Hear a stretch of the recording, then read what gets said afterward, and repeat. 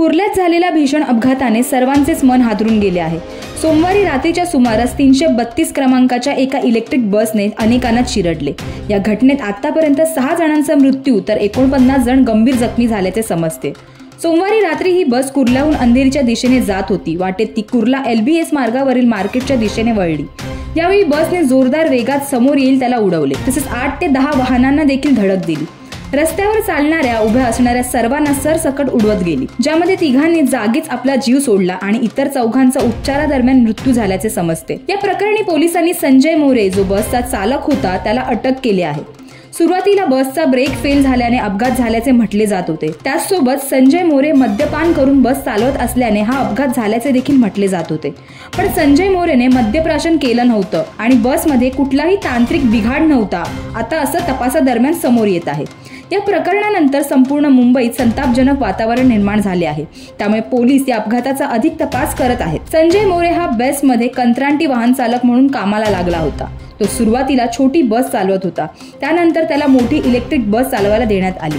ही बस चालवण्यापूर्वी त्याला 10 दिवसांचे ट्रेनिंगही देण्यात आले होते, मात्र त्याचा अपुरा अनुभव आणि माहिती अभावी त्याच्या हातात डायरेक्ट इलेक्ट्रिक बसचे पॉवर स्टीअरिंग देण्यात आले आणि हेच या अपघाताचे सर्वात मोठे कारण असल्याचे दिसतंय।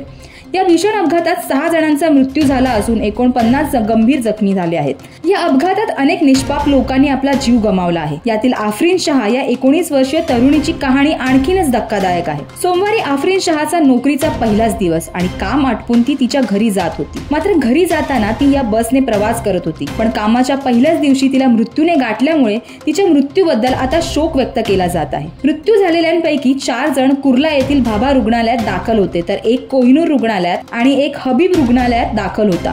या 6 जणांच्या अकस्मात मृत्यूमुळे त्यांच्या कुटुंबियांवर दुःखाचे डोंगर कोसळले आहेत। सोबतच बसच्या धडकेमुळे जखमी रुग्णांवर Bhabha hospital, city hospital, Kohinoor hospital, 7 hill hospital, Habib hospital, Sion hospital, Fauzia hospital, Kurla nursing home अशा वेगवेगळ्या ठिकाणी उपचार सुरू आहेत। या भीषण अपघातानंतर सर्व राजकीय नेत्यांचे ट्विट आणि प्रतिक्रिया देखील यायला सुरुवात झाली।